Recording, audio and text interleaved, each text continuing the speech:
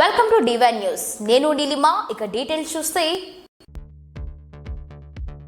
Doctor BR Ambedkar Konaseema జిల్లా మామిడికుదురు మండలం మగటపల్లి గ్రామంలో ముగ్గుల పోటీ ఘనంగా నిర్వహించారు.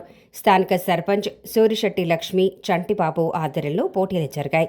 కోనసీమ జిల్లా మగటపల్లి గ్రామంలో సంక్రాంతి సందర్భంగా నిర్వహించిన ముగ్గుల పోటీల్లో మహిళలు అత్యంత ఉత్సాహంగా పాల్గొన్నారు.